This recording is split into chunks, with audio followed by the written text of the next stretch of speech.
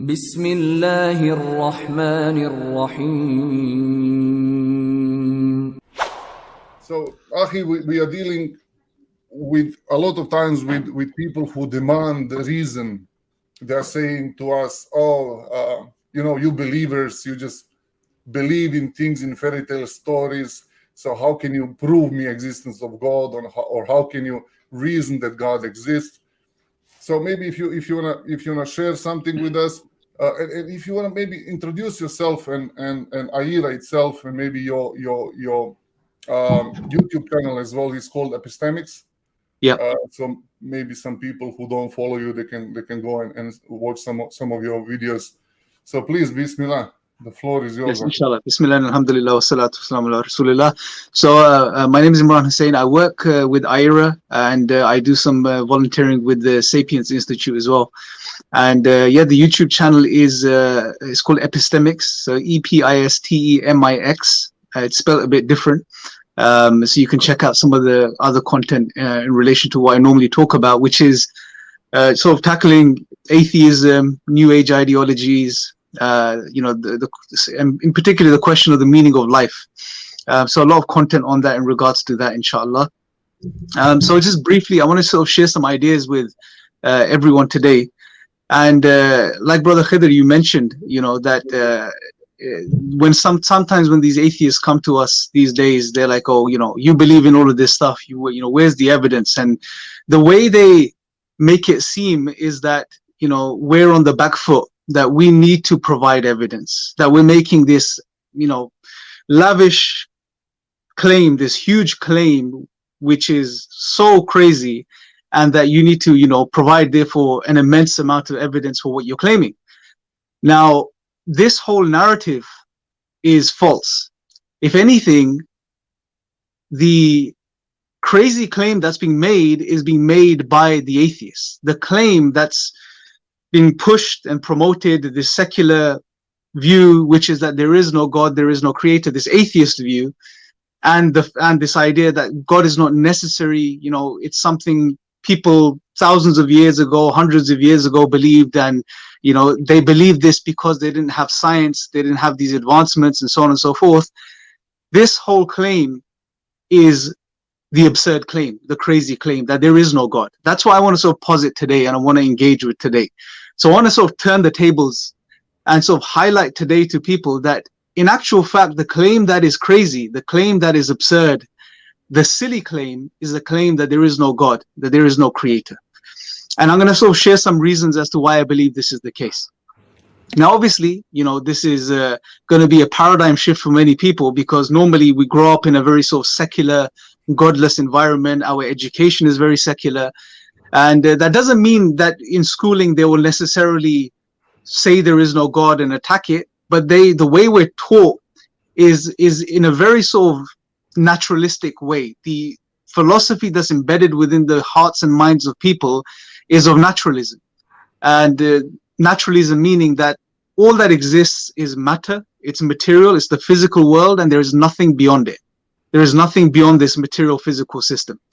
So therefore, with this foundational idea that's embedded in the hearts and minds of people, and then later on they come across these ideologies such as atheism, naturalism, new age spirituality, and all of this type of stuff, from that perspective, then why it may seem like to people that this idea of God, or to claim the existence of God, is a strange idea and that we need to validate it. And along with this, there's other things such as, science is a brilliant tool. Science is amazing. We've made some amazing discoveries. If anything, it was the Muslims in the past that, picked up on the works of the Greeks and the early thinkers and developed that and developed the sciences. And some of the Muslim thinkers even produced the foundations of the scientific method. So we don't have a problem with science. Science is a brilliant tool.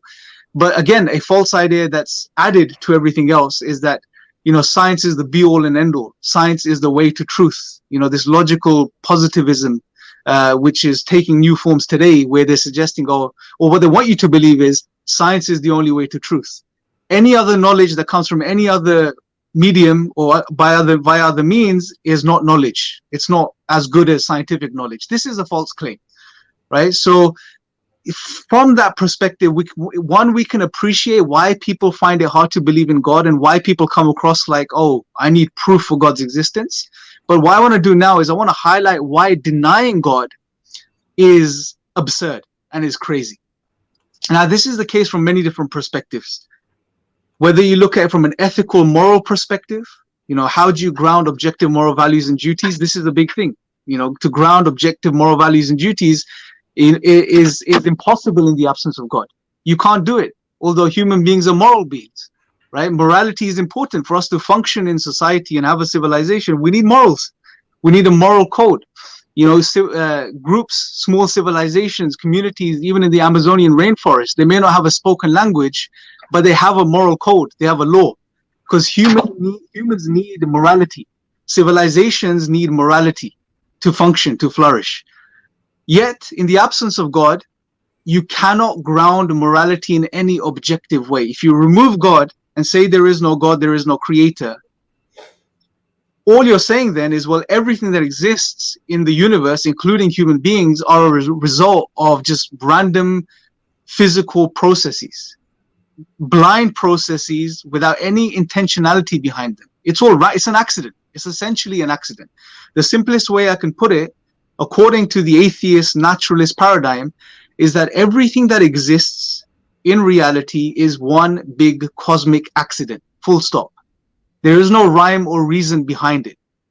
So therefore, on such a view, on such a worldview, how can you claim objective moral values and duties? That something is objectively wrong and objectively right. To claim such a thing, you need an external anchor. You need an external anchor that you can ground your objective morals in. And if you remove God, you don't have that anymore. You're just in this accidental playground, essentially. So all you have is your subjective opinion, human subjective opinion, right? Different, and the problem there is it's immense, because now you have different people who have different views in regards to what's right and wrong, what's good and bad. It's only subjectivity. Someone may come and say, well, no, it's about social consensus. Groups of people get together and decide what is right and wrong. Well, hold on a second. It's still subjective, subject to a group of people. You can get another group of people in another part of the world which may come together and say something else is good or something else is bad. It's just subjectivity. No matter how many people you clump together, it's still subjective. So morality is a big issue, which is fundamental. Morality being fundamental to us as human beings, to our existence, cannot be accounted for in the absence of God in any objective sense. The universe, right? If we look at the universe, right, and let's go to science for a second. Right? Like I said, science isn't a bad thing. If you look at what science is telling us about the universe today, you look at the laws of physics, the laws that govern the universe, right? You look at mathematics. You look at the fact that you can do mathematics in a classroom, in a lab somewhere, and you can calculate things which are happening out in the physical world. The movement of the planets, for example, you can mathematically calculate these things. And you can match these things up perfectly. And this is why in physics, mathematics is very important, because it's used to corroborate the data that the scientists are picking up on. Now, for you to be able to do this, there has to be physical laws in place within the universe, which govern the things that are taking place within the universe. For example, the movement of the planets, etc. So there are physical laws. Scientists are telling us there is what they refer to as fine tuning. Even Dawkins acknowledges this, that this fine-tuning, although he may call it a perception of fine-tuning, but he has to acknowledge this on some level, that there are constants and quantities within the physical universe, within the laws, that are precisely fine-tuned. And they have to be so that intelligent life can exist in this world. The laws of logic, right? We know that the laws of logic exist, things that we use them when we're engaging in discussions and so on and so forth. So our universe is governed by laws, right? Our universe has laws in place. Now, where do you get laws from? To have laws, you need a lawgiver. You need a legislator. You're not going to get laws emerging from random blind physical processes. It just doesn't make any sense, right? And we don't even have to get this technical. I mean, if someone just sits and thinks about their existence, if someone just looks in the mirror and looks at themselves and recognizes that, wow, I'm an intelligent human being. I'm a rational human being. I'm a conscious human being. I'm a functioning human being. Can I be the product of just random, blind, cold physical processes? No. It's simple. It just doesn't make any sense. It doesn't make sense intuitively. It doesn't make sense rationally, right? And now that we're talking about rationality, if you think about our cognitive faculties, we have truth-bearing rational faculties, right? And this is, again, just having discussions to engage with someone. You have to acknowledge, you have to assume that we're rational, that we have the ability, the cognitive faculties to arrive at truth. We may not always get at truth, but we have that potential. We can eventually arrive at truth. So we have those cognitive faculties there. How do you explain these cognitive faculties, these rational, truth-bearing cognitive faculties? In the absence of God, you can't do that. Now, again, someone may bring the claim, oh, evolution, evolution can provide an answer. Well, it can't. If you look at the evolutionary scientists, when it comes to rationality, there's a really interesting book that's been written by Thomas Nagel. It's called Mind and Cosmos. And this guy, Thomas Nagel, this professor, he is an atheist himself, right? And the conclusion of his book is, when it comes to consciousness, when it comes to our truth-bearing rational faculties, our cognitive faculties, we have to move away from the naturalistic paradigm to explain these things. This is an atheist that's saying this. I mean, read his book. Because you cannot make sense of these things purely on naturalism. It's impossible, right? So how do you explain this in the absence of God? You can't. It's another mystery, right? But again, you need truth. You need your rational faculties to do science. Because what is science? What do you do when you do science? What you're doing essentially as a scientist is you're observing the physical world. You're using your senses, your sight, your hearing, right? Your taste. You are using these senses to gather data from the physical world. And then when you've got your data, what are you doing with the data? You're reasoning upon the data. You're using your rational faculties to understand the data, to connect the dots. Now, therefore, for you to do successful science, you need to assume that your rational faculties are truth-bearing, that they'll lead you to truth, right? But on a purely naturalistic paradigm, an atheistic paradigm, you cannot provide an account for them. Sure, you have them, but you can't account for them. And therefore, I would say to the atheist or the naturalist, well, you have to then therefore go and reevaluate your worldview, because your worldview doesn't allow you to account for something that you know to be true. And one more thing I want to sort of mention and highlight is meaning, right? This is something I've spent a lot of time researching over the past couple of years, is the question of meaning. Now, meaning is the most fundamental thing to any human being, to any civilization, right? I would say more so than morals and ethics as well. Meaning is the key. Without meaning, we cannot function. We need meaning as human beings. And I was on a live stream yesterday on what was the channel, man? With Brother Mansoor and Hashim and Sheikh Green. Dawwise, yes, mashallah. It was a brilliant live stream talking about New Age spirituality. And one of the things I mentioned there, and I think it's important, is we see a movement amongst the modern secularists. They are driven towards these New Age spiritual movements, and they're moving away from atheism and naturalism, the type of naturalism promoted by Richard Dawkins and the likes, and they're moving towards this type of New Age spirituality. And fundamentally, if you think about this drive, why are people driven towards spirituality and mysticism? One of the fundamental reasons, if not the fundamental reason, is because they're driven towards discovering meaning. It's about meaning. They want to know the answers to the bigger questions of life. Why do I exist? What is the meaning of my life? Right? Now, if you remove God from the picture, there is no God. If you assume for a second there is no creator. Therefore, what does that mean? Like I said, it means that everything that exists is one big random physical accident. That's all it is. And therefore we as human beings are just accidents as well. On such a worldview, there is no ultimate meaning to life, because it's spilt milk. It's like spilt milk. You spill milk, it's an accident, right? The universe is an accident from their perspective, and everything therefore within the universe is also an accident. Now, this accident, us as an accident, don't have a meaning. Therefore, life is meaningless. Life is ultimately meaningless from the atheist naturalistic paradigm. And I would even go as far as saying that you cannot provide the answer to the question, which is, what is the ultimate meaning of life, in the absence of religion, in the absence of revelation in particular. It's impossible. And the reason is because the answer cannot come from ourselves. We did not create ourselves. No matter what ideology you bring, no matter what philosophy you bring, Unless your philosophy provides revelation, your ideology provides revelation, you cannot account for the ultimate meaning of life. There's a new movement recently that's getting popular. It's called analytic idealism. It's the opposite of materialism.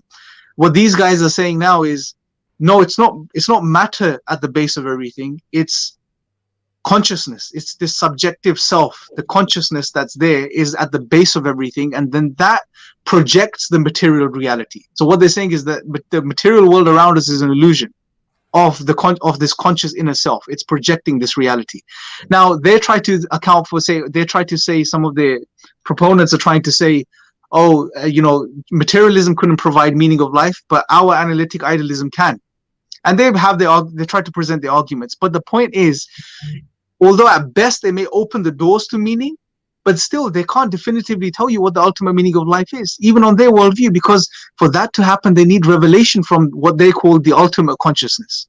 And unless they have this knowledge that comes from the outside to them, they cannot come up, they won't know what the ultimate meaning of life is. So point being that no ideology, no worldview, no way of life can provide you with the ultimate meaning of life unless it's a revealed tradition, right? And this is where Islam comes in. And sure, you may say, well, there's other religions, they claim revelation, and they are, definitely. But when you study those religions and you look at what they have to say in regards to man, life, and the universe, what you see is that they may answer some questions, but in other areas they'll fall short. They may contradict themselves in certain areas. But when you look at Islam, Islam is the only way of life, the only religion which gives a comprehensive account of reality.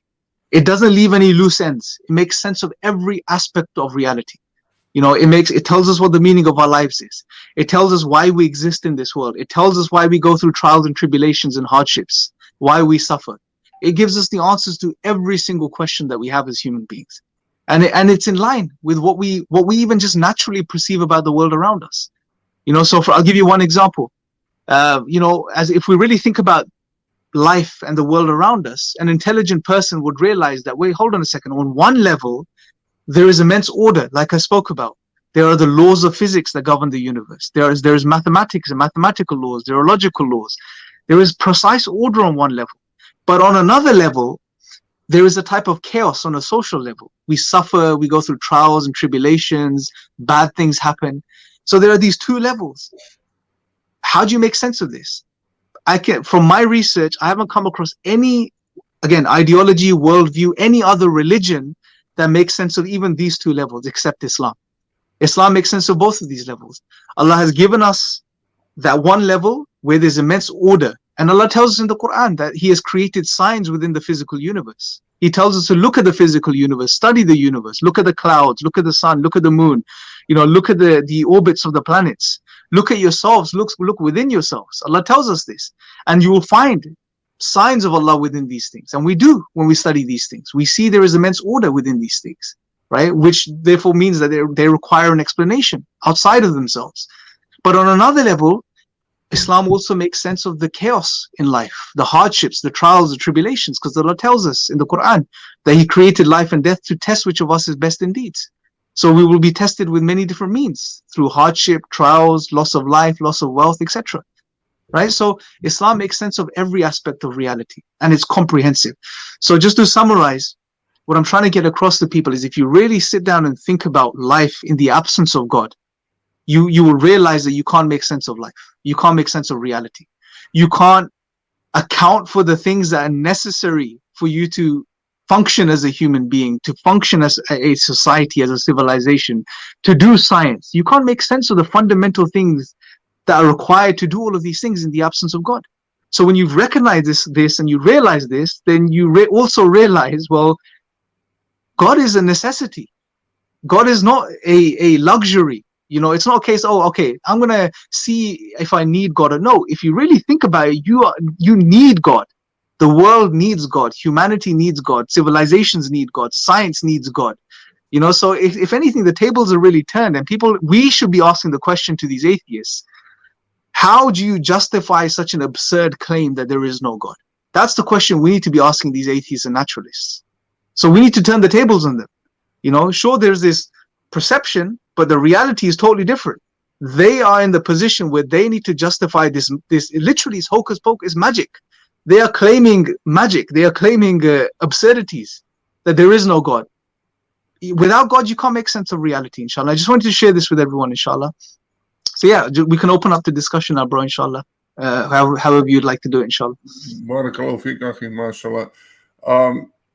There are a couple of questions in the chat. So does anyone, brothers, does anyone wants to ask something, or should I just post some chats? All right, then I'll post some chat. We have a Philip Robert, who's usually we debate with him. He's atheist. We debate with him on Facebook.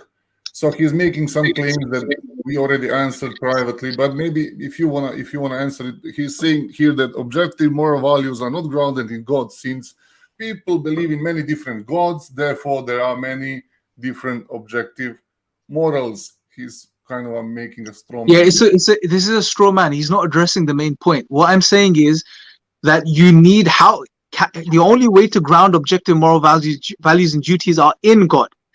That point is, he's not refuting that point. He's saying, well, there's many gods. So we can address that, but first you acknowledge that you need God to ground objective moral values and duties. That's the first point. That's the first question.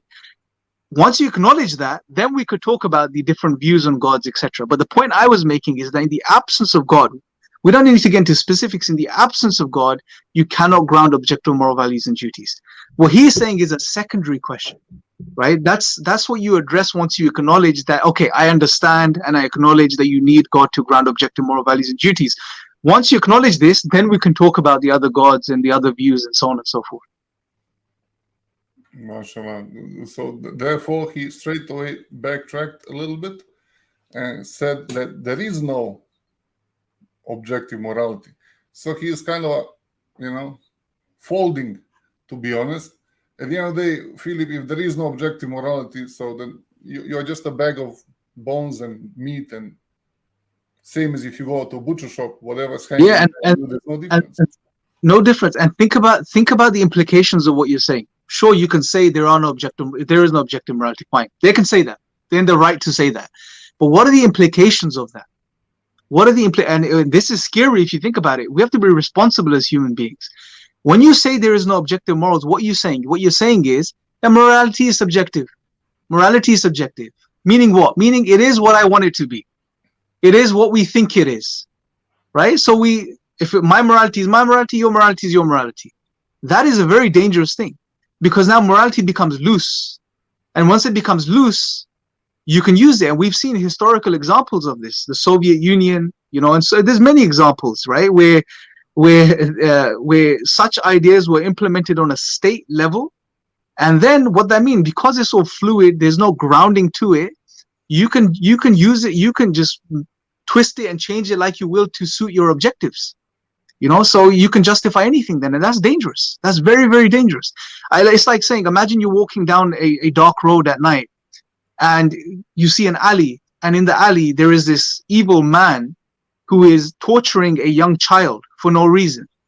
Now you go up to him as a sane human being, and you say to him, what you're doing is wrong. Stop doing that. And he can just turn around and say to you, no, I think it's right. So what are you going to do? It's his subjective opinion against your subjective opinion.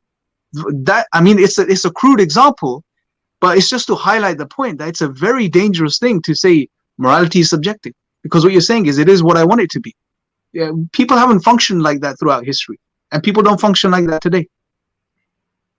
Yeah, it's kind of a cognitive dissonance what he's doing, because at the end of the day, many times we had a conversation, and he's claiming some moral grounds. He's making emotional, moral arguments against us, but then he has no anchor on it. So it's only my feelings against your feelings. Yeah. So who feels what? It really doesn't make any sense. There is no moral obligation anymore. There is no ought that presses down on people anymore. So it's and the moral ought that presses on people is a natural drive for people to do things, to function. So again, many problems with that view. Anything goes, literally anything goes. And he, therefore, from today onwards, he has no right to point the finger at religion. and he has no grounds to say, oh, this is bad in Islam or this is wrong in Islam, because his view is just subjective. It means nothing. It's ephemeral. It's just subjective. So he can say all these things, but they mean nothing now. So many times I point to them, okay, fair enough. We have social construct around us of morality, whatever we have. So by their own recognition, because they say there is no God, so then Islam is a social construct. So what's your problem then? Why is your social construct better than ours? Yeah. You know, we are people that believe in objective morality, right? So from our perspective, as soon as you say morality is subjective, I am not interested in what you have to say and what your feelings are, because they're just subjective. You know, they have no weight. They have no value anymore. MashaAllah, MashaAllah. Ahi, shall we maybe give them some arguments? There's a couple of beautiful arguments that we can kind of then bring forward if we need to try to justify God. Fair enough, it's beautiful to turn tables around, but if we prolong the conversation, then sooner or later we'll have to give them some kind of arguments, because they'll say, okay, so fair enough, I can't do it, so now you do it. Yeah, if they're intellectually honest. If not, they're just going to be waving with a hand and puffing and, you know, getting emotional and angry on us. But if they really want to engage, then they'll say, okay, fair enough, I don't have arguments. So what's your argument then? So what's the best arguments that you can? So there's many arguments. One of the arguments which I really incline towards is what we refer to as the Quranic argument for God's existence. Now, in chapter 52 of the Quran, verses 35 and 36, Allah subhanahu wa ta'ala says in the translation, were they created by nothing, or were they the creators of themselves, or did they create the heavens and the earth? And then Allah subhanahu wa ta'ala concludes by saying, but rather they are not certain, or that they don't want to be certain. Now, these two ayat of the Quran are very powerful, because through a process of elimination, Allah is taking you to the most rational, intuitive conclusion, which is that there has to be a creator or cause behind the universe. So if we just break this down briefly, number one, Allah is saying, were they created by nothing? The question we can ask is, can something come from nothing? Right? Could the universe come from nothing? Right? And again, the sane person would say, no, it's impossible. Out of nothing, nothing comes. Nothing in and of itself is nothing. It has no potential. It can't produce or give rise to anything in any way, shape, or form. So you can cross that first option out. The universe could not come from nothing. Or were they the creators of themselves? Were they created by nothing? Or were they the creators of themselves? So here we can ask, could something create itself? Right? Could something create itself? Now this is an absurdity, right? How can something bring itself into existence? If we just think about it, because to create yourself, so if we were to ask this about the universe, could the universe create itself? Well, let's think about this. For the universe to create itself, it has to already exist, because it has to do the action of creation, of creating itself. But if it already exists, then how is it creating itself? Because it's already in existence. So this is an absurdity, right? So you can cross this option out as well. It's impossible. Then Allah says, were they the creators of the heavens and the earth? Now, there's many ways we can look at this part of the ayah, and it's profound on many levels. If we look at in a more direct way, where Allah is saying, were they the creators of the heavens and the earth? The human can't even make sense of its own existence, right? Allah is asking, the first ayah, Allah is asking us, did we come from nothing? The focus is on me. And you're thinking about yourself psychologically. Can I create myself? No. Could I come from nothing? Could I create myself? No. You're thinking about yourself. And then there's a shift, right? You can't even make sense of your existence, but then Allah takes it up another level and He says, or are they the creators of the heavens and the earth? You can't make sense of your small, trivial existence. Look at this entire universe around you. You know, Allah says, did you create the universe? Absolutely not. And it humbles you. If you're honest and sincere, it will humble you at this point. You will feel ashamed. You know, I can't make sense of my existence. How in the world can I make sense of the existence of the universe? Now, another way we can look at this ayah is, could something create something that came into existence before it? Let me repeat that again. Can something create something that came into existence before it? So Allah is asking us, did we create the heavens and the earth? The heavens and the earth came into existence before us from a material perspective. We were born into the universe. So the universe came there before us. So how can something create something that came into existence before it? It's impossible, right? So that doesn't make sense. Now, a third way you can look at this is, could the universe be created by another universe which was created, right? So on one level, okay, you can say, yeah, sure, our universe could be created by another universe, right? Well, then you can ask the question, what created that universe? Someone may say another universe. Well, what created that universe? Another universe. And if you go on forever like this, it's an infinite chain. Now, the problem with that is you can't traverse the infinite, right? So there has to be a first cause, a starting point. So it's an impossibility. It doesn't make any sense. And then Allah says, but rather they are not certain, right? Or they don't want to be certain. And Allah leaves the conclusion open to us. What is the only possibility that's left? That the universe and everything that exists was created by an uncreated creator. That is the most sound, rational conclusion. And I've just summarized this argument. If you want the detailed version of this argument, you can find it in Hamza's book, The Divine Reality. He's outlined this argument in a lot of detail, mashallah, with references and stuff. So you can check it out there, inshallah. But it's a beautiful argument because it takes you through the process of elimination.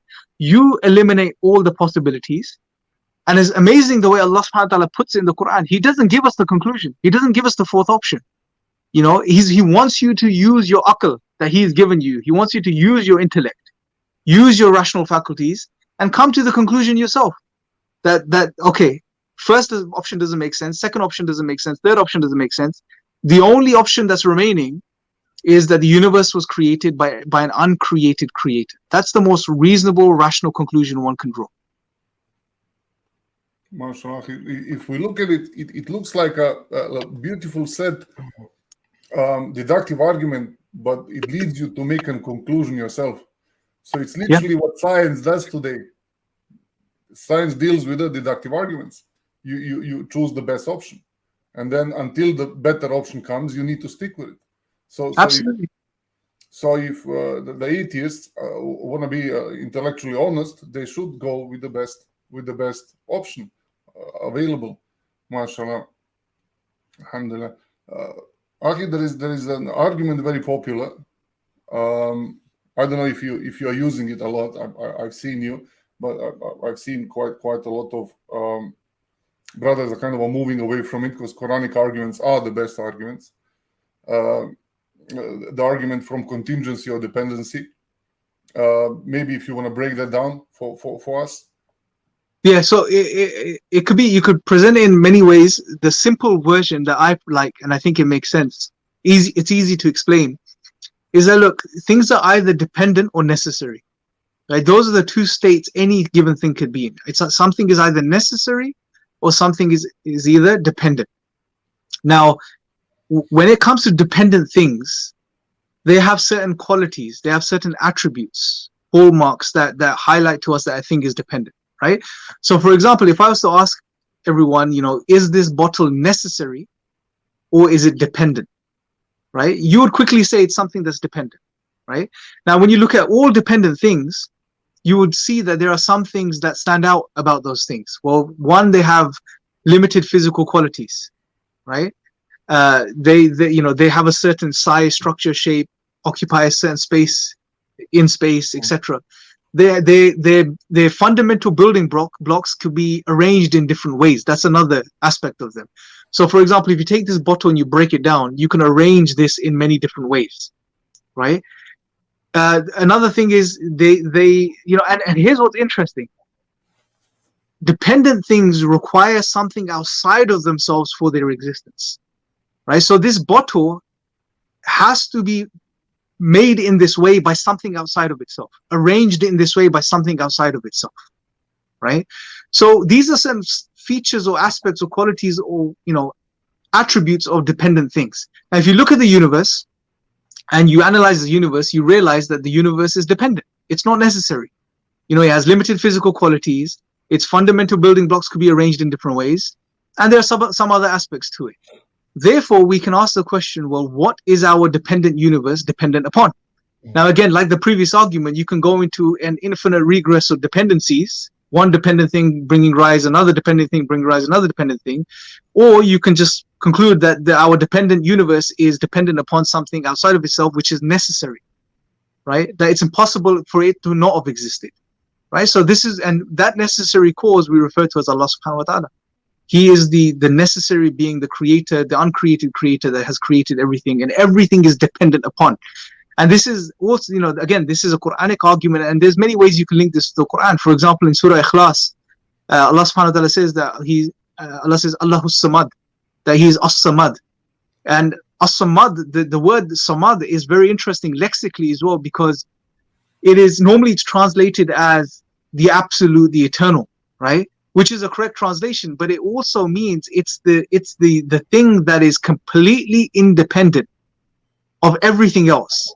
Yet everything in existence, everything is dependent upon that thing. As-Samad is the one, Allah subhanahu wa ta'ala is the one that is completely independent, free of any need, and everything in existence, every single atom, every single molecule, everything that we can see, that we can't see, everything is dependent upon Allah subhanahu wa ta'ala.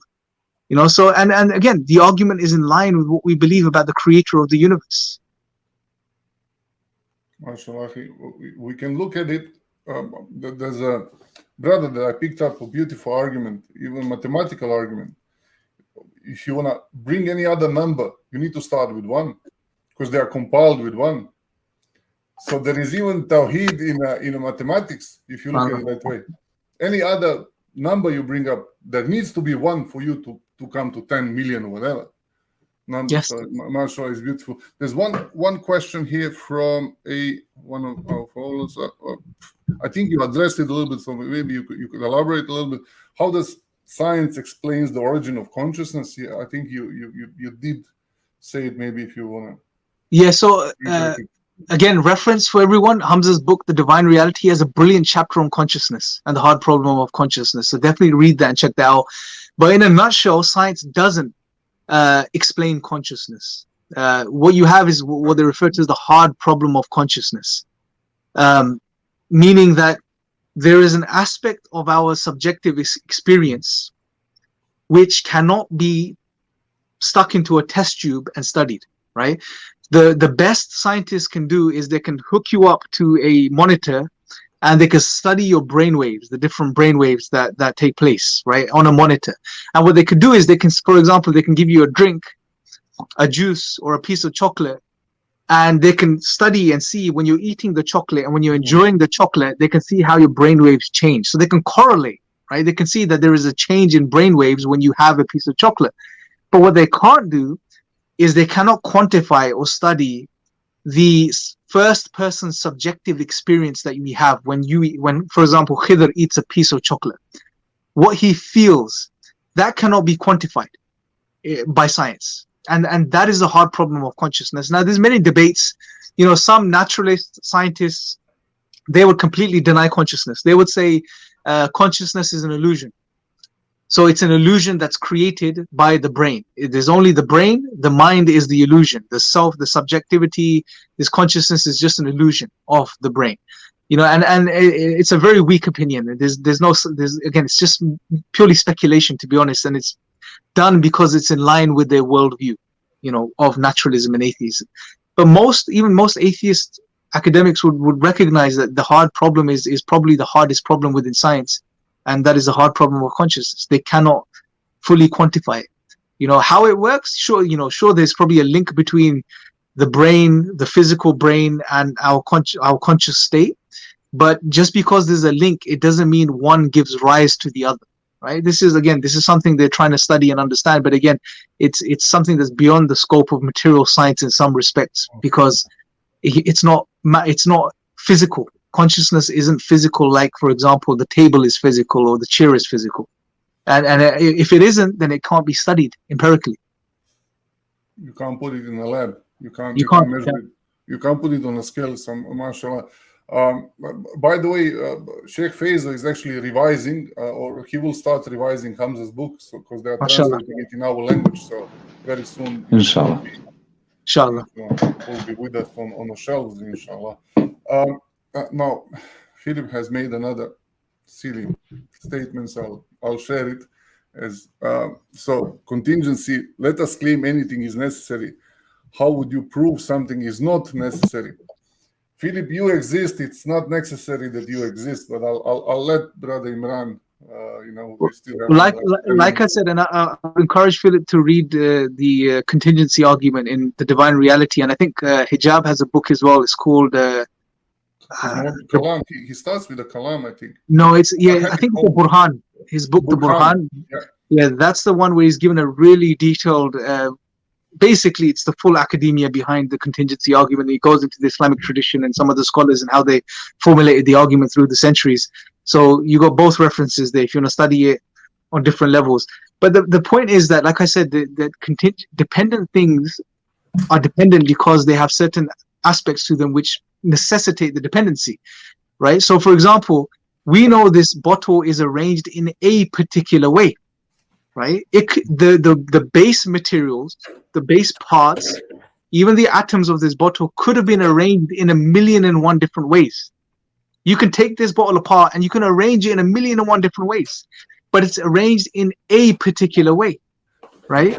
And if it's arranged in a particular way, then we have to ask the question, what arranged it in this particular way as opposed to any other way, right? So therefore, this bottle is dependent. It's not necessary. It does not have to exist. It did not have to exist. It did not have to exist in this particular way. It could have existed in 101 different ways, right? So this is just one reason, one way we can establish that this bottle is dependent and not necessary. And this applies to everything else that's dependent, whether it's a book, a person, a table, a chair, etc. And of course, you can impose that on the universe. There's the book you've been referring to. Yeah. And as much as I'm aware that Brother Mohammed Hijab is doing a PhD on it at the moment, I don't know how successful. I believe so. I hope they accept it, because it's a metaphysical argument that he's bringing forward, and usually academia doesn't like metaphysical arguments too much. So, but mashallah, good read for those who like to think. And I believe you have it on Sapiens Institute, free to download as well. Yes, I believe it's on the Sapiens website. So all the books. All the books you can get. Whoever knows English, all the books you can get on Sapiens Institute or on aira.org. You can get them there. There's some really good books on aira.org as well, such as the Eternal Challenge.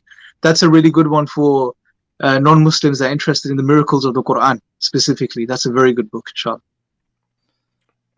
Akhi, when you said miracles, why do we theists claim miracles, and how would you present miracles? What is a miracle?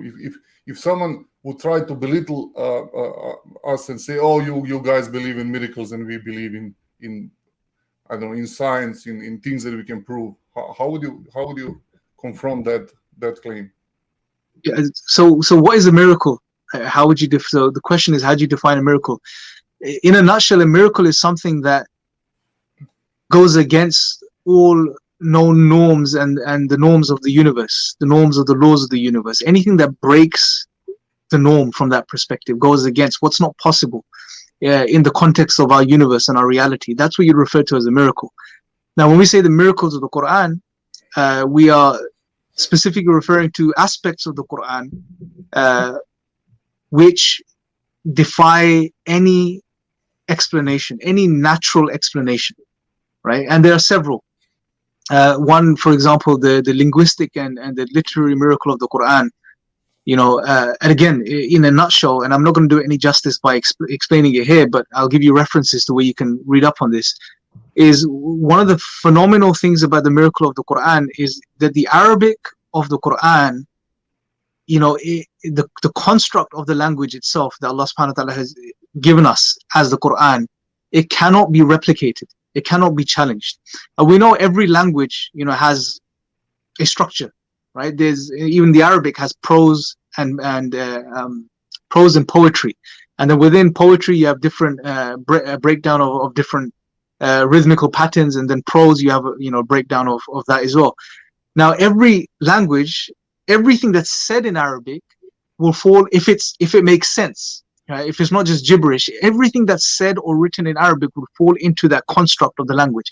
And this applies to any language. English has that as well. It has prose, poetry, and it has a framework. And anything that's written in the English language with sound grammar that's not gibberish would fall into that construct. It'd either be a type of prose or a type of poetry, etc. Same applies to the Arabic. But what's phenomenal and unique about the Quran is that it's neither prose nor poetry. And yet it makes clear sense. It's not gibberish. You read it, you read a translation, you know it makes sense. You read the Arabic, if you know the Arabic, you know it makes sense. It's concise. If anything, it's more precise than any other literature in the Arabic language. As far as the specific words that Allah subhanahu wa ta'ala uses to describe specific things, small nuances like this, all of this, right? So the miracle here, the thing that blows your mind is the Quran is in Arabic. It makes sense. It's coherent. If anything, so much so that once after the revelation of the Quran was used as the standard for the Arabic language. It was so phenomenal. Yet it doesn't conform to any of the known structures of the Arabic language. It doesn't fit into one category or the other. This has baffled Arabists and Arabic scholars and so on for centuries. And we know Allah subhanahu wa ta'ala makes the challenge in the Quran that if you're in doubt as to what we have revealed, then produce something like it. Produce a chapter like it in one place. Right, and we know there were poets at the time of the Prophet ﷺ. His name is not coming to me. One of the famous poets at the time who was sent to challenge the Prophet ﷺ. And when he heard the Quran, he went back and he said, "I have studied the poetry of men and jinn, but I have never heard of anything like this. This is something else." And the Arabs at the time were best suited to meet the challenge, because every language goes through a peak and then it dips, right? So for example, in English, people would argue, most English historians would argue that at the time of Shakespeare, English was at its peak. And then after that, especially now recently with slang and new words and all of this, it's declining, the English language. Every language has a peak. The Arabic had a peak as well.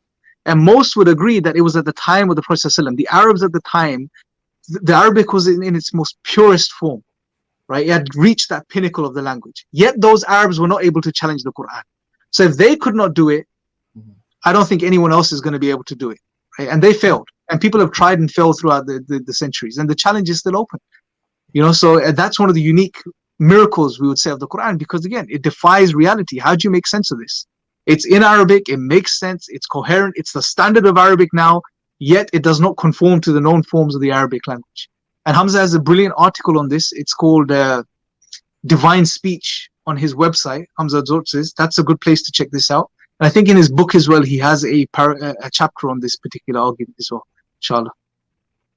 Barakallahu feek, akhi. Barakallahu feek. I see Philip is making some silly statements, so he's literally not wanting to address anything. Yes, he's not important anymore. Brother Imran, can I raise one interesting point so you can address it for our viewers? Yes, brother. So basically, if we take out all the intellect behind the creation, only thing left is randomness. So the randomness is like the biggest fake god nowadays in modern era, and they're all those ideologies relies on the randomness because they cannot explain nothing without the God, without the intellect behind the creation.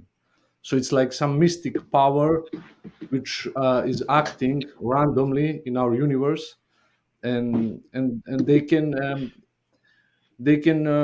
reflect on that and think that this is something which is normal and this is something which is consistent. And how you will deal with this, that the randomness is the main model of these people who do not believe in God, in intellect behind creation, and how they are satisfied with this possibility that random events can lead to anything, that anything normal in our universe. We see the order, we know that everything is intelligently designed and fine-tuned. And of course, like some things can seem to us that is random, but it's only in the nutshell. If we study deep and if you know the mathematics and the physics, the laws, the patterns which can occur, if we know the all details, we will understand that nothing is random in our universe, and then there is no random events around us. So can you reflect on this Yeah, it's a type very of good thing? point, bro. And you know, different people will take different spins on this. So the hardline naturalists, atheists, they would say, they will bring the what I call the time hypotheses, if you like, into it. They'll say randomness with enough time, right, will give rise to order, right, and it'll give rise to our universe, right. Well, even if we entertain that for a second and say that's true for a second, just for the sake of argument, well, still, it's still a result of randomness, and therefore there is no ultimate meaning, there is no objective morality. None of these things still make sense, right? So that's one big problem right there. Secondly, if you just look at it from the perspective of the point, one has to ask and really be honest with themselves at this point and say, why are you going with the most unlikely option, right, as opposed to the most rational conclusion when it comes to God? And when it comes to everything else in your life, you use common sense and you go with what's most likely, what's most reasonable, what's most rational. For example, and with these guys, what I normally do is I ask them, look, if I was to blindfold you, put a blindfold on your eye, and if I was to take you to one of the busy highways, busy motorways in London, and I told you to run across the road blindfolded, would you do it? They'll be like, no. And I would say, why? They'll say, well, chances are I'll get hit by a car. I say, good. So what's the chances of that happening? They'll say maybe 80%, 90%. And then I'll say to them, well, okay, but there's 10% chance that you won't get hit by a car. There's 5% chance you won't get hit by a car. Why don't you go with that 5% as opposed to the 80% chance? Why? Because it's not reasonable. It's not rational. It's not common sense. Humans always go with what's most likely, even if it's 60% chance, 70%, 80% chance. But when it comes to God, they will change their standards. They won't. They no longer go with what's most likely, and they will go with what's very unlikely, just to deny God, just so they don't have to acknowledge God, right? And this is why they'll say, yeah, chance, just enough time, the right circumstances, and it happened, right? Sure, if they want to argue that, let them argue that. But with people like that, we have to highlight to them that there is an inconsistency in your logic and in the way you're reasoning. You're being very inconsistent. If you're applying one standard to when it comes to the origins of the universe, and you're applying another standard to when it comes to everything else in your life, why the inconsistency? You know, we should get them to realize, well, there's something else going on. It's almost like you don't want to believe in something, and to deny God, you are now going with the most unlikely option. But with everything else, you use reason and logic and common sense. But with this, you'll go with a 0.0000005% chance of the universe coming into existence by chance, right? Just doesn't make any sense. So that's the naturalist. Then some people you have, you know, they will say, they'll refer to the universe. They'll say the universe created everything. But these people, they don't go any further than this. They'll never try explaining what they mean, how the universe created everything, how the universe created itself. As we already saw, the universe can't create itself. It's impossible. But they won't delve into this. They just will say, yeah, the universe. And it's almost what they do is they take the attributes or some of the attributes of Allah subhanahu wa ta'ala and they give it to the universe. The universe has the ability to create. You know, the universe is looking out for you. These new age type of ideas. So with these people, you just have to just push a bit further and ask them, well, what do you mean by this? You know, how do you make sense of this? What do you mean by the universe created everything? How did the universe create itself? You know, and then just get them to reflect upon those things, inshallah.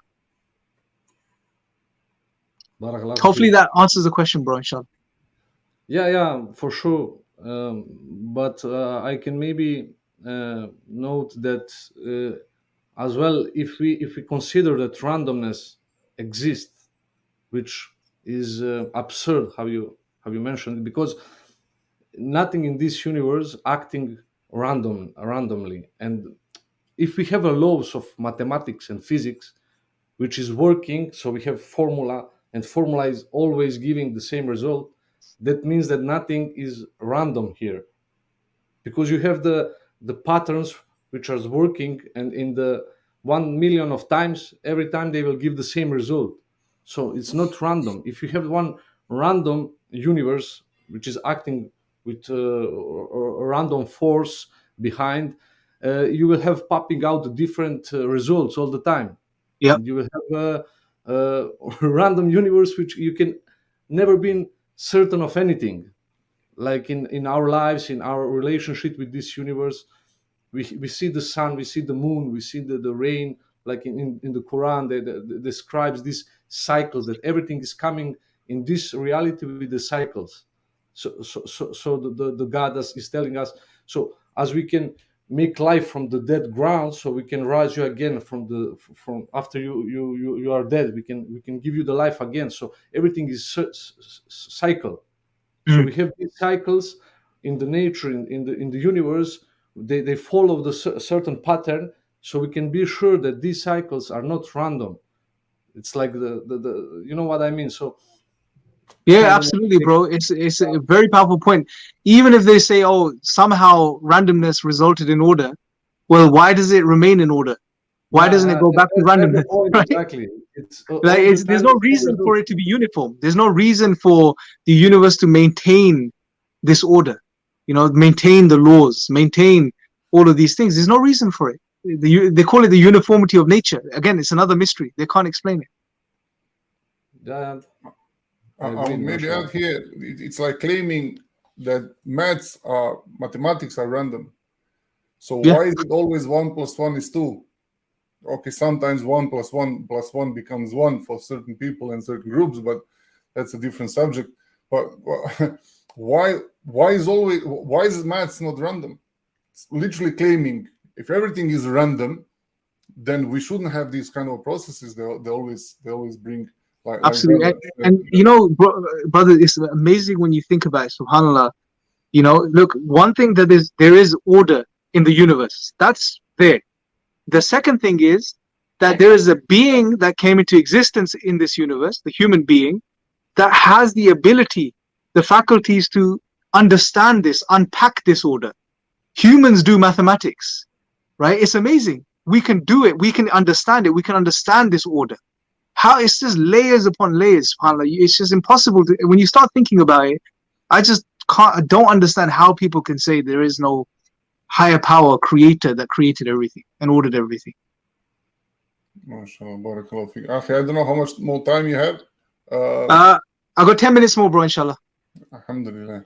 Alhamdulillah. Okay, so I would like to then ask you maybe to shift the conversation a little bit out of a topic, because Aira is recognized as the most successful, mashallah, or the most popular. How will I say? What was the word? Dawa We are not organization, evangelizing, but dawah. How would I translate dawah? Dawah center. missionary organization. Yeah, the most recognized missionary organization in the world. So, what kind of advices would you give, in general, Muslims? How should we behave? Because you've been there from the beginnings. So, what kind of advice would you give us? Because there's a lot of Muslims in especially in our countries where we come from, that they are kind of lazy. They just do their duties. Fair enough, alhamdulillah, they pray, whoever prays, they fast, whoever fasts, but there's no inviting. So there's a big chunk missing. We are kind of representing Islam through these streams. So if you can just these last 10 minutes maybe give us a couple of advices and maybe some lessons that you learned from, because you remember at the beginning it wasn't so nice as maybe today. We've seen last year you had 50,000 shahadas, and mashallah, you're already in 100 countries, but you started in a small office arguing how we're going to proceed and what we're going to do. So maybe... Yeah, bro, I think the most fundamental thing for Muslims, especially the youth, the younger Muslim brothers and sisters, is one of the biggest problems that we're having, like before even, which leads to them not getting involved in dawah eventually and not giving dawah and not thinking it's important. The real fundamental reasons are that Muslims are just not connected with Islam in the way they should be, right? Meaning, for a lot of young Muslims, Islam, what is Islam for them? It's it's a religion. It's a religion of my parents. I have a Muslim name. Some pray Jummah. Some understand, Ramadan, fasting the month of Ramadan. Some may understand these 5 daily prayers. So for Muslims mainly, it's a list of do's and don'ts, right? It's a list of do's and don'ts. And let's be honest, that's for young Muslims living today in the world that we live in today, with all of these crazy ideologies and all of these crazy worldviews and all of this craziness out there. Do's and don'ts are not appealing to the modern mindset, right? And we also have to get them to understand that Islam isn't just do's and don'ts. That is an integral aspect of Islam. That is the guidance from Allah. But before you act upon the guidance, they need to understand why they need to act upon the guidance. They need to understand some core concepts, as I refer to them. There are core concepts within Islam, which, when understood, build a comprehensive worldview, a comprehensive way of looking at reality and understanding your position within reality as a human being. Right? Allah has given us all of these things, these tools within the Quran. I've got a series on this on my channel. It's called Core Concept. I think it's called Core Concepts series. It's a small series of 4 videos which cover these sort of core concepts for Muslims. But they're simple things like identity. Who are you as a human being? What does Allah tell us? What does Islam tell you about your identity? What are you as a human being? Right? Because again, if you look at it from a secular perspective in the world that we live in today, all you're told is that you're an intelligent animal. If you really ask them, they won't say this, but if you ask them and you push them for an answer, they will tell you you are an intelligent animal. You are an animal with a highly evolved brain. That's what you are. That's all you are, right? Now that is depressing straight away, right? Immediately. And if you have that type of mindset, then what are you going to do in life? You're just going to be like, you know what? There's things that make me feel good. There's things that make me feel bad. I'm just going to do things that make me feel good. In most cases, that means fulfilling my desires, have fun, enjoy myself, blah, blah, blah, blah, blah. We know what that means, right? So what is the identity of a Muslim? Muslims need to know this. Allah created you. You are a very unique creation. Allah created Adam with his own hands. Allah subhanahu wa ta'ala has given you rational faculties. He's given you a base understanding of right and wrong. He's placed you in this world, vicegerent. Allah made Adam a vicegerent. What does that mean? Think about that. You have to live responsibly in this world. You have to do good.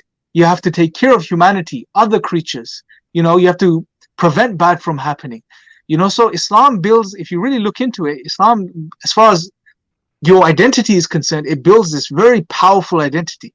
You're not just an animal. You're not just a physical body, a being. You're more than this. And you have a great goal, which is firstly to worship Allah subhanahu wa ta'ala. That's what you were created for. That's the ultimate purpose of life. And then you are aiming towards Jannah, paradise, the highest levels of paradise. Your life doesn't end at the grave, So the Islamic worldview, it's totally different from the secular worldview, from the perspective of identity. Then after that, again, purpose of life. Why do I exist? Allah tells us, وَمَا خَلَقْتُ الْجِنَّ وَالْإِنسَ إِلَّا لِيَعْبُدُونَ. They did not create us for any other reason except to know Him and to worship Him. Right? So what does the secular world tell us? It's all about progress, material progress. You're here to make as much as you can, enjoy yourself, and then you die. Finished, right? But no, you were here to worship Allah. Get close to Allah subhanahu wa ta'ala, to refine your personality and your character in this world through the trials and tribulations you face. Right? Then Allah, therefore that gives context to trials and tribulations and suffering in this world as well.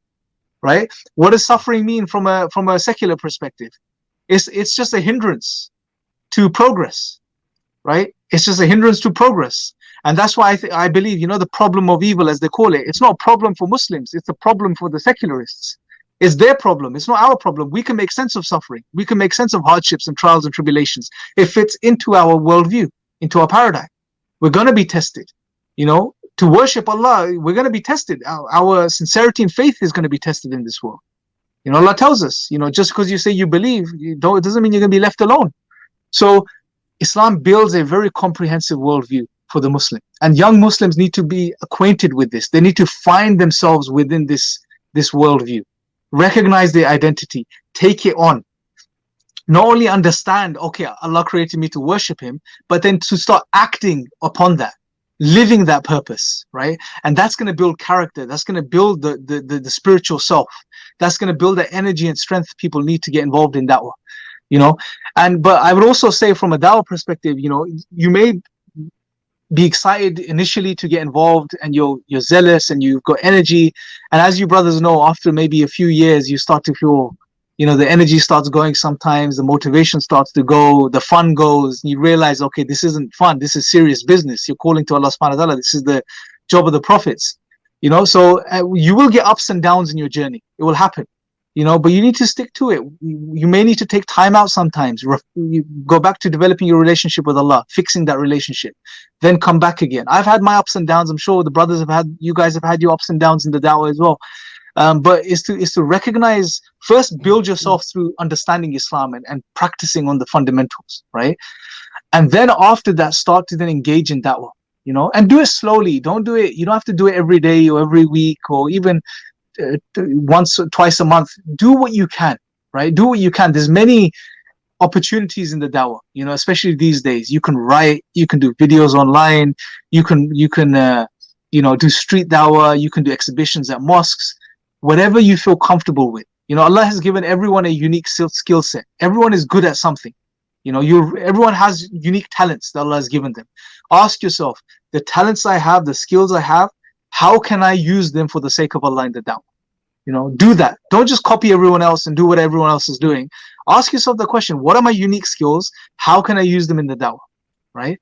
And then start doing that. And realize that the da'wah is a part of your ultimate purpose. Because the da'wah is worship.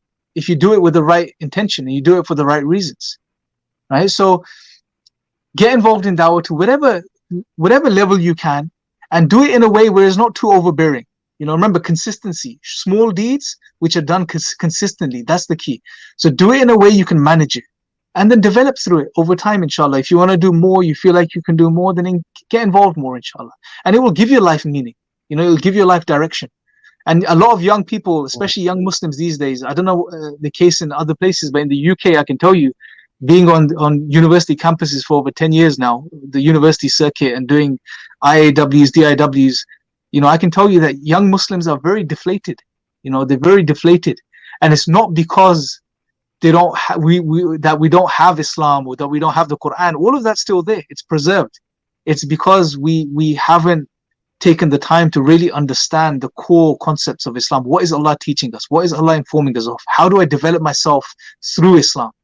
And this is why you see many young Muslims getting carried away and getting impressed by all of these new age gurus and new age leaders and so on and so forth. It's not needed. Everything's there in Islam. Everything. So engage with Islam, learn your basics, get strong with the cause, the core concepts, and then just start giving dawah slowly, inshallah. Inshallah, barakallahu fiqh. Just a quick question. IAWs, and so you mentioned a couple of, so can you say what it is? Because we're going to translate, so we want to know. Yeah, IAW, so Islamic Awareness Weeks and, Discover Islam Weeks that take place. MashaAllah, may Allah bless the brothers and sisters involved in the ISOCs. They do a phenomenal job, right, to organize this. Alhamdulillah, at least there's something where Islam is being spoken about on campus at universities. But just the mood generally, you see it, the brothers especially, I don't know what it is, but the brothers especially are very deflated. Very just like, they're not taking lead. Men are supposed to take lead, lead from the front. And then you have, unfortunately, then the sisters have to pick up and do what they can. So brothers, young brothers especially, I don't know what it is. There's probably many reasons behind this. But young brothers need to realize that you don't need to go searching for your identity anywhere outside. You have it there. And you have the most powerful examples through the examples of the prophets, the companions. You have the most powerful book. If you adhere to it, you find yourself in it, you will find the meaning of your life. Your life will be worthwhile. But you need to make the effort to go in search of that reality and that truth and to develop yourself. MashaAllah, the plan is there, you just need to follow it. Yeah. Just need to follow the plan. MashaAllah, I'll just maybe mention one thing before you leave, Akhi, because we are holding you a little bit longer than agreed, but MashaAllah. I would advise as well that everyone who starts giving dawah to be careful what he or she is saying, because a lot of times don't believe just someone because he has a long beard and a topi. And to be honest, Akhi, you are one of the reasons when I started reflecting and reevaluating all my Islamic beliefs. I don't know if you remember, I was doing hijama and I quoted a couple of things, and you asked me, where did you get that? And I'm like, yeah, I got it from some guy with a topi and a beard. You know? So I don't remember, but I do remember the hijama you did for me, bro. SubhanAllah, it was amazing, mashallah. Alhamdulillah. If you remember, I just mentioned topi, why the topi is necessary, and I mentioned some hadith about picking flowers that women will be like, and I started in that moment I started reevaluating everything. Yes, mashallah, especially for us reverts, we accept Islam and we see some people like me. I'm not a scholar. I'm far away from that. I'm just a person who understands things and tries to share what he got. I got this treasure. So anyway, so then you get excited. You think, oh, okay, everyone who looks apart, he's probably saying the truth. So we need to be careful. We need to be careful, especially there's so many divisions and there's so many different sects and there's so many people saying something that is far away from being verified. So we need to be kind of, even us Muslims, reevaluating, or people who started practicing. Don't trust everyone. Go to the proper sources. Hold on to the scholars or the students of knowledge. Just don't. I fell in a trap. For what reason, brother? I'm preaching on the streets of London for so many years, and no one told me, where did you get that? Because they don't know. I'm preaching to non-Muslims. So someone tells me, why you wear a topi. But remember, the thing I stated is, because shaitan doesn't urinate on your head or something like that. I've picked up in some bravery masjid. So I thought that's probably somewhere in some kind of a hadith, But you picked up on it. You said, okay, brother, where did you get that? And I was like, okay. So I had to go back to the basics. So it's good sometimes. Don't be overconfident. Don't say things that you cannot back up, that you're not sure if they are on black and white and if they are verified. So that's an important aspect. Yeah, and online as well, bro. Like, I'll be honest. We've been, you yourself, the brothers here, we've been in the Dawah circles, so we know the ins and outs, right? And we have that experience in this sphere now. But like Brother Khidr said, even with us guys, I've tried to be, especially over the past couple of years, as honest as I can. Look, I'm not even a student of knowledge, yeah. So we need to stay in our lane, and unfortunately, the dawah umbrella today on social media, right? The term dawah, it's an umbrella term now, and there are so many things that have been done under this term these days online. It's just crazy, right? Everything is dawah, right? And most of the stuff is questionable, right? It's questionable. The motives may be questionable. We're not one to question them, but just the way things come across, the way we do things, sometimes it seems like, okay, not much thought has gone behind this. Have we really thought about, is this going to benefit the dawah, or is this going to harm the dawah? Have we really considered that? Have we thought about, am I the right person to talk about this, or is there someone else out there that should be talking about this? Because just because we give da'wah and we come on YouTube and social media, it doesn't mean we have now the license to talk about everything and anything in Islam. We don't automatically become scholars, right? A lot of times the problem is people don't stay in their lane. This is a huge problem, bro. Huge problem. So especially young brothers, sisters looking to get involved in the da'wah, stay in your lane. Stay in your lane. If you don't know something, don't talk about it. Don't worry about it. It's Allah's deen. Allah is there. Someone will speak about it. Someone who has the knowledge will cover it. Don't feel that you're obliged to talk about things you don't know anything about. Stay in your lane. Be as honest as you can, right? And be sincere. If you are sincerely doing this for the sake of Allah, you are doing this to please Allah, to draw closer to Allah, to seek His reward. If that's your intention, then just play it safe. Talk about the things you know about. If you don't know something, say you don't know, and just try to get people in touch with the people that do know. Simple. Don't start acting like you know everything and you can talk about everything and start bringing everything else under the sun into the dawah. It's a mess. Unfortunately, it's a mess. And, even infighting, bro, like, it's crazy. Like, sure, Muslims have disagreements. It's been the case throughout our history, right? But there's a place, there's a time and place for this stuff. Now, you're taking this and you're putting it on social media. And we know many non-Muslims are looking into Islam. And one of the first places they're going is online to learn about Islam. Now, already they have all of this nonsense from the media and all of these places talking bad about Islam. And if they come across your videos and they see, okay, mashallah, there's two Muslims here, and they're arguing with each other over a very trivial matter, what's the perception that's going to create in their minds? Are they're going to be like, hold on a second, These guys are claiming to worship the creator of the heavens and the earth, and they are just trying to kill each other over a very small thing. And they've made a whole 3-hour long video about this. It just looks bad from a dawah perspective. There's no hikmah in this. So be wise. Try to be wise. Ask yourself the question, is there a need for me to talk about this? Am I the right person? And is this going to benefit the dawah, or is it going to harm the dawah? Before you do anything, especially on social media, really sit down and ask yourself these questions. Especially young brothers and sisters. Don't just think, okay, controversy going on here, I need to make a video. Yalla, I'm going to go put out the camera, make the video. No, stop and think about it. Is it going to benefit the dawah, harm the dawah? Am I the right person to talk about this? Why am I doing this? What's my intention? So we need to be cognizant of these things, inshallah. Inshallah, barakallah. We are still not that brave of a nation. I would say all of us in ex-Yugoslavia. So we are actually the first stream that does this. MashaAllah. So, but many youngsters may follow. So the advice, inshallah, will stick. But at the moment, we are not at that stage. People are not even brave to. May Allah make you guys the example, inshallah. Inshallah. Ameen. Barakallahu feek. Barakallahu feek. Sheikh, you want to say something? You've been quiet for so long. No. Before the brother goes, please. No, Jazakallah khair. It was a pleasure to listen to our brother Imran Hussein. I really enjoyed it. I learned a lot of things, and I hope he will visit us and return to our podcast one more time, inshallah, or many more times, inshallah, in future. Inshallah. Jazakallah khair, brothers. Really nice spending time with you guys. May Allah bless you all for your efforts and keep it up, mashallah. It's inspiring many people. Even inshallah, may Allah guide Philip. I'm sure he'll keep coming, and eventually he'll get to the point where he realizes, that it's just not working. It's pointless just carrying on refuting things which don't need to be refuted. And may Allah guide him and the people that watch the stream, inshallah. Okay, just one more thing.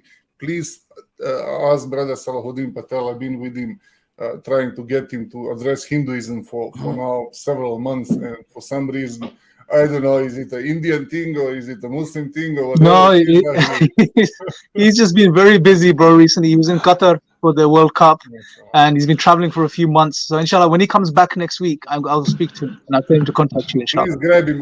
We already arranged a couple of times a date, and then something fell off and this and that. And I'm thinking, what, I'll need to address him publicly. So no, I did. So inshallah, please. I'll send him this clip, inshallah. Jazakallah khair. Brother, inshallah. May Allah bless you and take your leave, inshallah, now. Jazakallah khair and barakallah. Assalamu alaikum. Assalamu alaikum.